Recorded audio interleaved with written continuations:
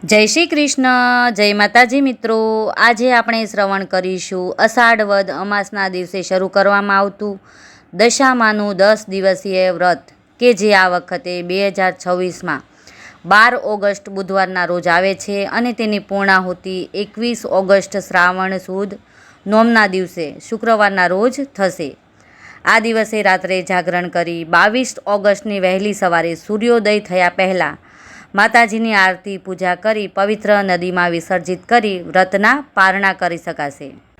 આ વ્રતના વિધિ વિધાનો સંપૂર્ણ સાચી અને સરળ ભાષામાં રજૂ કરવામાં આવ્યા છે, તો વિડીયોના અંત સુધી જરૂર જોડાઈને રહેજો। વિડીયોમાં બિલકુલ ટાઈમપાસ નથી કર્યો, તો પ્લીઝ એકવાર વિડીયોને અંત સુધી જરૂર નિહાળજો। આ વ્રત સૌભાગ્યવતી સ્ત્રી ઘરની સુખાકારી માટે કરે છે। કહેવાય છે કે જો શ્રદ્ધા ભાવે દશામાના 10 દિવસીય વ્રતનું પાલન કરવામાં આવે અને શ્રદ્ધા સાથે 5મા વર્ષે વ્રતનું ઉજવણું કરવામાં આવે ને તો દશામાં ઘરની દિશા અને દશા બધું જ બદલી નાખે છે।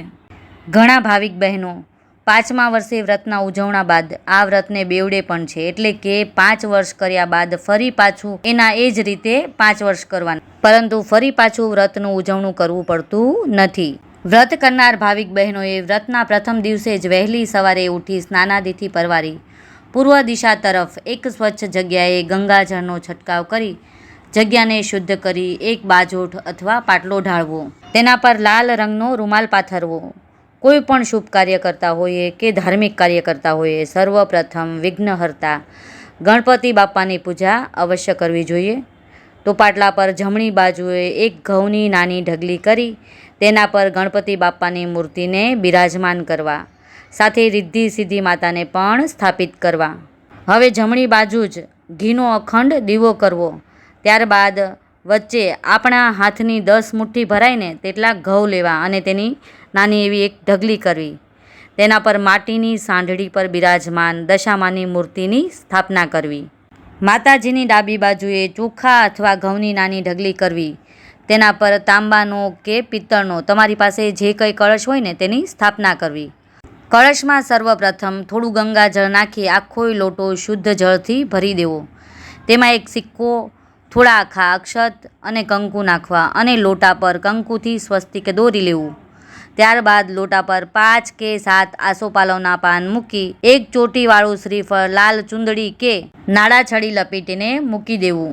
હવે સર્વપ્રથમ ગણપતિ બાપાને અને રિદ્ધિ સિદ્ધિ માતાને તિલક કરી ચોખા ચડાવવા, તેમને લાલ ફૂલ અર્પણ કરવું। ત્યારબાદ માતાજીને લાલ રંગની ચુંદડી ઉઢાડી કુમકુમનું તિલક કરી અને ફૂલોનો હાર પહેરાવવો, થોડા ફૂલો તેમને અર્પણ કરવા અને નાગલા ચુંદડી હોય તો તે પણ ચડાવી શકાય। અબીલ, ગુલાલ અને કુમકુમ માતાજીને અર્પણ કરી આખા અક્ષતથી તેમને વધાવી લેવા। સ્વયં જગતજનની જગદંબા સ્વરૂપા દશામાં આપણી દશા સુધારવા પધાર્યા છે, તો તેમનું ભાવથી સ્વાગત તો કરવું જ પડે ને। હવે દીવાને, કળશને અને શ્રીફળને તિલક કરી અક્ષત અને ફૂલ અર્પણ કરો।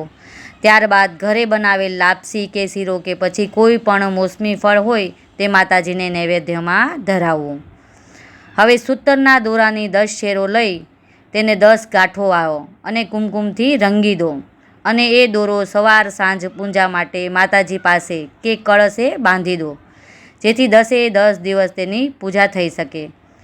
ઘણી બહેનો દોરો પોતાના કાંડે પણ બાંધે છે અને સવાર સાંજ દોરાને ધૂપ પણ દે છે। જો તમે તેવી રીતે કરવા માંગતા હોય તો તેવી રીતે પણ કરી શકો છો। હું તો વિડીયો બનાવું છું એટલે મારે તમને પૂજા દરમિયાન સમજાવતું જવું પડે છે, પરંતુ તમે જ્યારે પૂજાની શરૂઆત કરો ત્યારથી જ સતત દશામાના નામનું સ્મરણ ચાલુ રાખવું। અને હવે માતાજીની આ પાવનકારી કથાનું વાંચન કે શ્રવણ કરો।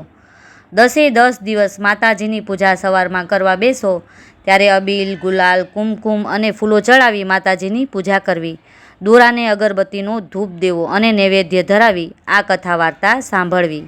ત્યારબાદ શ્રદ્ધા ભાવે સરસ મજાની માતાજીની આરતી તૈયાર કરવી અને પછી આરતી કરતાં કરતાં આરતી ગાતા જવું કે પછી સાંભળતા જવું।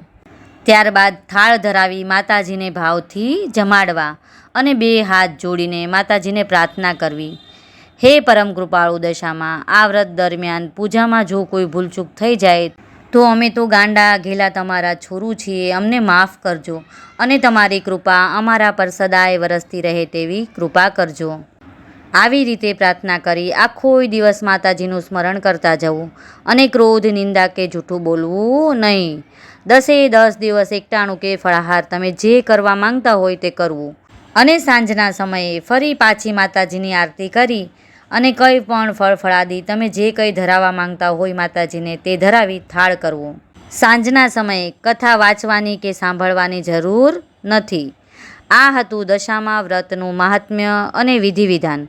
હવે આપણે દશામાના પાવનકારી વ્રતની કથા વાર્તાનું શ્રવણ કરીએ. પ્રાચીન કાળમાં એક નદીના કિનારે દેવલપુર નામે નગર આવેલું હતું. નગર ઘણું જ સમૃદ્ધ હતું, પરંતુ નગરનો રાજા ઘણો અભિમાની અને દંભી હતો. તેને એકેય વાતની ખોટ ન હતી. ધન ધાન્યથી ભરેલા ભંડારો હતા, રૂપના અંબાર અને પ્રામાણિક રાણી હતી. ભગવાને બે કુંવરો તેને હમે હાથે આપ્યા હતા. કોઈ વાતની ખોટ ન હતી રાજાને. તેથી તેને અભિમાનનો પાર ન હતો. તેને તો એમ જ હતું કે આ બધું સુખ તેને તેના બળેથી જ પ્રાપ્ત થયું છે. એક વેળા રાણી ઝરૂખામાં બેસીને કુદરતી સૌંદર્ય નિહાળી રહી હતી. એટલામાં નદીમાં નહાવા ઘણી સ્ત્રીઓ આવી. આ બધી સ્ત્રીઓ શા માટે આવી છે તે જાણવા માટે રાણીએ દાસીને પૂછ્યું. તો દાસી બોલી, આજે અષાઢ વદ અમાસનો દિવસ છે. આજે દિવાસાનો તહેવાર છે. આ સ્ત્રીઓ દશામાનું વ્રત કરે છે, તેથી નાહવા આવી છે. રાણી તો દોડીને કિનારે એક સ્ત્રી પાસે ગઈ અને બોલી, બહેન, મારે દશામાનું વ્રત કરવું છે. ભલી સ્ત્રી બોલી, સારી વાત છે. એ વ્રત કરવાથી સુખ સંપત્તિ સાંપડે છે અને કષ્ટ હોય તે દૂર થાય છે. અષાઢ વદ અમાસ એટલે કે દિવાસાના દિવસે સવારે નાહીને દશામાની કથા કહેવી, સાંભળવી, પવિત્ર જગ્યાએ દશામાનું નામ લઈ કળશની સ્થાપના કરવી. પછી 10 શેરનો દોરો લઈ તેને 10 ગાંઠો વાળવી. તેને કંકુ લગાડીને હાથે અથવા કળશે બાંધી દેવાનો. કળશનું પૂજન કરીને દશામાની ભક્તિ કરવાની. વ્રત કરનારે 10 દિવસ સુધી નકોરડા ઉપવાસ કરવા પડે. એકટાણું કરે તો પણ ચાલે. 5 વર્ષ સુધી વ્રત કરનારને શ્રદ્ધા મુજબ ફળ મળે છે. વ્રતનો મહિમા એટલો છે કે કહેતા પાર ન આવે. રાણી મહેલે ગઈ અને રાજાને વાત કરી. રાજા તો ઘણો દંભી હતો. તે બોલ્યો, વ્રત કરવાથી ફાયદો શું છે? રાણી કહે, મન પવિત્ર થાય, તન નિરોગી રહે અને દુખિયાને ધન મળે, વાંઝ્યાને પુત્રનું ફળ મળે. રાજા કહે, આપણી પાસે વિપુલ ધન છે, એમાં તને શું ઉણપ દેખાય છે કે વ્રત કરવા તૈયાર થઈ છે? રાજાના અભિમાની વચનથી રાણીનું મન દુખાયું. તેણે તો રાજા સાથે રીસામણા લીધા. આખોય દિવસ ભૂખ્યા પેટે દશામાની ભક્તિ કર્યા કરી. રાજાએ દશામાની અવગણના કરી. તેથી દશામાના કોપથી રાજાનું રાજ્ય ખેદાન મેદાન થઈ ગયું. બાકી રહ્યું તે દુશ્મન રાજા રાજ્ય પર ચડી આવ્યો. એટલે રાજા રાણી 2 કુંવરોને લઈને પહેરે લુગડે ચાલી નીકળ્યા. થોડેક દૂર ચાલ્યા હશે ત્યાં રાજબાગ આવ્યો. તેમાં બધા વિશ્રાંતિ ખાવા બેઠા.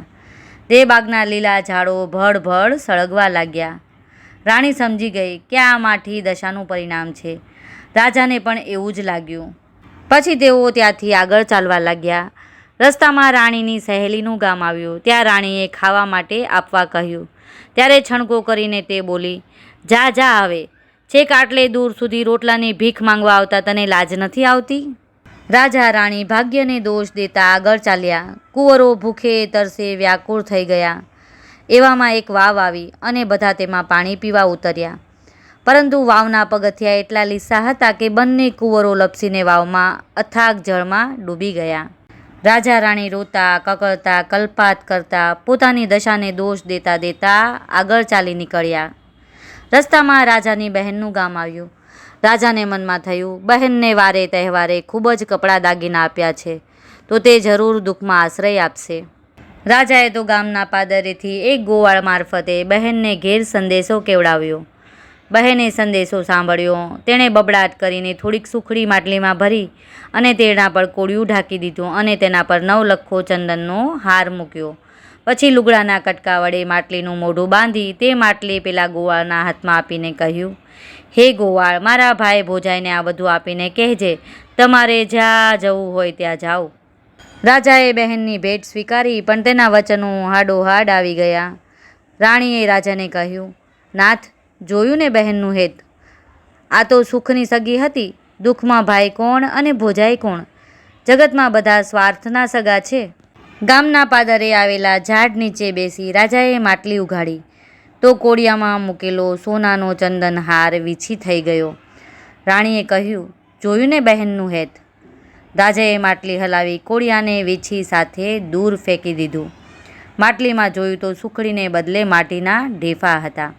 રાજા સમજી ગયો કે બહેન કદી આવું હલકટપણું ન બતાવે, પરંતુ ભાગ્ય રૂઠ્યું છે તેથી આવી બધું થાય છે.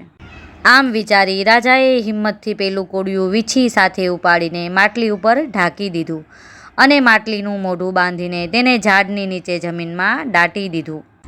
આગળ જતાં તરબૂચની વાડી આવી એટલે રાણીએ વાડીના રખેવાળ પાસે એક તરબૂચ ખાવા માંગ્યું.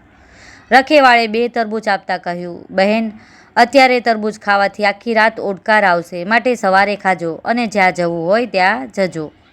આમ કહી રખેવાળે વાડીના દરવાજા બહાર 2 ખાટલા ઢાળ્યા. એકમાં રાણી સૂતી અને બીજામાં રાજા સૂતા. પેલા 2 તરબૂચ રાજાએ ખાટલામાં જ રાખ્યા હતા. હવે બનવા કાળ એવું બન્યું કે એ જ નગરના રાજાના 2 કુંવરો શિકારે ગયા હતા. સાંજ પડવા છતાં કુંવરો પાછા ન આવ્યા. તેથી તે નગરના રાજાએ કુંવરોની શોધમાં સિપાઈઓને દોડાવ્યા. આ બાજુ રાજા રાણીના કમભાગ્યે ખાટલામાં રાખેલા પેલા 2 તરબૂચો એકાએક ગુમ થયેલા કુંવરોના 2 મસ્તકો બની ગયા. આ બાબતે રાજાને કંઈ ખબર ન હતી. તે તો આરામથી સૂતા હતા. સવાર પડતાં જ પેલા રાજાના સિપાઈઓ શોધતા શોધતા તરબૂચની વાડી આગળ આવી પહોંચ્યા. ત્યાં રાજાના ખાટલામાં 2 તરબૂચો કુંવરના મસ્તકો બની ગયા હતા. તે લોહીથી લથબથ હતા. તેથી સિપાઈઓને થયું કે આ જ માણસે કુંવરોને મારી નાખ્યો હશે. તેથી તેમણે આ માણસને બંદી બનાવી લીધો.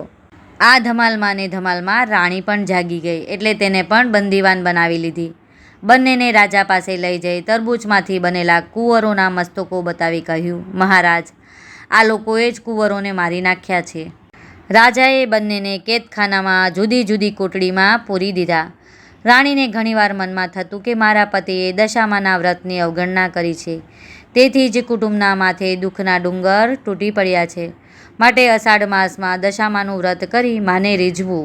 શ્રાવણ માસ બેસવાના થોડા દિવસ બાકી હશે અને રાણીએ કેદખાનાના ઉપરીને કહ્યું, ભાઈ, આવતીકાલે દિવાસો છે અને હું દિવાસાના દિવસે દશામાનું વ્રત કરું છું, માટે વ્રત કરવા દેશો તો તમારું ભલું થશે. ભલા ઉપરીએ ધર્મના કામમાં ના ન પાડી અને જોઈતી સામગ્રી લાવી આપવા વચન આપ્યું. દિવાસાના દિવસે સવારે નાહી ધોઈને રાણીએ 10 શેરનો દોરો લઈ તેને 10 ગાંઠો વાળીને કંકુ લગાડ્યું. પછી માનું નામ લઈ કળશની સ્થાપના કરી. તે દોરો તેણે કળશે બાંધી દીધો. પછી કળશનું પૂજન કરી આખો દિવસ દશામાની ભક્તિ કરી ભૂખ્યા પેટે સૂઈ ગઈ. આવી રીતે 10 દિવસ નકોરડા ઉપવાસ કરી રાણીએ વ્રત પૂરું કર્યું. એ રાતના રાણીએ 10 મુઠ્ઠી ઘઉં ભરી માટીની સાંઢળી બનાવી અને સવારે નદીમાં પધરાવી દીધી. એ રાતના ત્યાંના રાજાને સ્વપ્નમાં દશામાએ આવીને કહ્યું, હે રાજા, તે કેદ કરેલા સ્ત્રી પુરુષ તારા કુંવરોના હથિયારા નથી, પણ દૂરના રાજ્યના રાજા રાણી છે, માટે તેમને છોડી દે. તમારા કુંવર જે શિકારે ગયા હતા તે રસ્તો ભૂલી જતા તેના મોસાળમાં છે. તેઓ કાલે સવારે હેમખેમ તારા મહેલે આવી પહોંચશે. તે જે લોહીથી નીતરતા મસ્તકો જોયા હતા તે માયાવી મસ્તકો હતા, માટે શોક ન કરીશ. સ્વપ્ન પૂરું થયું ને રાજા તો જાગી ગયો. તેને ઊંઘ આવી નહીં. સવાર પડતાં જ ગુમ થયેલ 2 કુંવરો મારતે ઘોડે મહેલે આવી પહોંચ્યા. રાજા કુંવરોને ભેટી પડ્યો ને આખા મહેલમાં આનંદ આનંદ છવાઈ ગયો. પછી તે રાજાએ પેલા બંદીવાન રાજા રાણીને માન સહિત મહેલે બોલાવી તેમને આવકારી જમાડીને કહ્યું, ક્ષમા કરજો, તમે નિર્દોષ છો. મારા કુંવરો જીવતા છે અને આખરે તે મહેલે આવી પહોંચ્યા છે. મને લાગે છે કે કોઈ દેવીનો કોપ તમારા પર ઉતર્યો છે, તેથી તમારી આવી દુર્દશા થઈ છે. હવે દશા પલટાઈ હોય એવું લાગતા રાજા અને રાણી પોતાના નગર તરફ પાછા વળ્યા. રસ્તામાં રાજાની બહેનના ગામનું પાદર આવ્યું એટલે રાજાએ અગાઉ ઝાડ નીચે દાટી દીધેલી માટલી કાઢી અને જોયું તો કોળિયામાં 9 લખો સોનાનો હાર હતો અને કોળિયું બાજુ પર મૂક્યું તો માટલીમાં સુખડી ભરેલી હતી. તે બંનેએ ખાધી. પછી રાણીએ કહ્યું, નાથ, હવે આપણી વેળા વળી હોય તેવું લાગે છે. ધીમે ધીમે સર્વ સારાવાના થશે. ચાલતા ચાલતા આગળ પેલી વાવ આવી. આવતી વખતે દશામાએ વાવમાંથી બંને કુંવરોને અદ્રશ્ય રીતે ઉઠાવી લીધા હતા. તે રાજા રાણીને પાછા સોંપવા દશામાં ડોસી બની બંને કુંવરોને આંગળીએ વળગાડીને રાજા રાણી પાસે આવી કહેવા લાગ્યા, હે વટે માર્ગો, આ કોઈના રૂપાળા છોકરા ભૂલા પડ્યા છે તો તમે તેને લેતા જાઓ. રાજા રાણી પોતાના કુંવરોને ઓળખી ગયા. ચતુર રાણી દશામાને ઓળખી ગઈ. દશામાએ કહ્યું, તારા પતિએ મારા વ્રતની અવગણના કરી છે, તેથી તમારી માઠી દશા બેઠી હતી. મારા વ્રતનું તમને પારખું થઈ ગયું હશે, એટલે તમે મારા વ્રતનો મહિમા સર્વને સમજાવજો. વ્રત કરનાર જરૂર સુખી થશે. રાજા રાણી અને કુંવરોએ દશામાને નમન કર્યા અને તે આશીર્વાદ આપી અંતર્ધ્યાન થઈ ગયા. આગળ ચાલતા ચાલતા રાણીની સહેલીનું ગામ આવ્યું તો સહેલીએ બધાને આવકાર આપ્યો અને થોડા દિવસ પોતાને ઘેર રોકાઈ જવા કહ્યું. રાણી બોલી, બહેન, હવે અમારી દશા સુધરી છે. ખરાબ દશા હતી ત્યારે તે મને ભિખારણ કહી હતી, માટે બહેન તારે ત્યાં અમે કંગાળ શોભીએ નહીં. ત્યાંથી નીકળી બધા રાજબાગ આગળ આવ્યા તો બાગમાં બધા ઝાડો સુકાઈ ગયેલા હતા. ઠેર ઠેર સુકાઈને ખરી પડેલા પાંદડાના ઢગલા પડ્યા હતા. પણ બધા બાગમાં દાખલ થતાં જ તે સાથે જ બાગ લીલોછમ બની ગયો. આ જોઈ રાણીએ રાજાને કહ્યું, જોયું ને નાથ, આપણી દશા ફરી છે, એટલે આપણે જ્યાં જઈએ છીએ તે આપણને વધાવી લેવામાં આવે છે. માળીએ આખા ગામમાં સમાચાર ફેલાવી દીધા, એટલે પ્રજામાં હર્ષ વ્યાપી ગયો. બધા રાજબાગ આગળ આવી પહોંચ્યા. દુશ્મન રાજા, જેણે આ રાજાનું રાજ્ય પચાવી પાડ્યું હતું, તે આ રાજ્યનો કબજો લીધા પછી બહુ હેરાન થઈ ગયો હતો. તેથી અસલ રાજાને રાજ્ય પાછું સોંપવા માંગતો હતો. તે પણ ખબર મળતા રસાલા સાથે રાજબાગ આગળ આવી પહોંચ્યો અને પોતાની ભૂલ કબૂલ કરી રાજાને તેનું રાજ્ય સંભાળી લેવા વિનંતી કરી. લોકોએ હર્ષનાદથી રાજાની વિનંતીને સ્વીકારી લીધી. પછી રાજા રાણી અને કુંવરો વાજતે ગાજતે મહેલે ગયા અને અસલ રાજાએ બધો વહીવટ સંભાળી લીધો. દશામાના પ્રતાપથી રાજા રાણી પાછા સુખમાં રહેવા લાગ્યા. રાણી દર વર્ષે દિવાસાના દિવસે દશામાનું વ્રત શરૂ કરતી અને 10 દિવસ સુધી નકોડા ઉપવાસ કરી માટીની સાંઢળી જળમાં પધરાવી દેતી. આવી રીતે 5 વર્ષ રાણીએ દશામાનું વ્રત કર્યું. 5મા વર્ષે વ્રતની પૂર્ણાહુતિ થતાં રાણીએ વ્રતનું ઉજવણું કર્યું. તેમાં ઘણા બધા બ્રાહ્મણોને જમાડ્યા. પછી એક રૂપાની સાંઢળી બનાવી રાખી હતી. તે ગામમાં મોટા પંડિતને દાનમાં આપી તેના આશીર્વાદ મેળવ્યા. હે દશામાં, જેવી રીતે તમે રાજા રાણીની દશા વાળી, તેવી તમારું વ્રત કરનાર, તમારી કથા વાંચનાર અને સાંભળનારની દશા વાળજો. સર્વનું કલ્યાણ કરજો. બોલો દશામાતની જય. જો મિત્રો તમને મારો આ વિડીયો પસંદ આવ્યો હોય તો મારી ચેનલને સબસ્ક્રાઈબ કરજો, વિડીયોને લાઇક કરજો અને તમારા મિત્રો સાથે શેર કરજો અને કમેન્ટમાં જય શ્રી દશામાં લખવાનું ચૂકશો નહીં. ફરી મળીશું આવા જ એક નવા ધાર્મિક વિડીયો સાથે.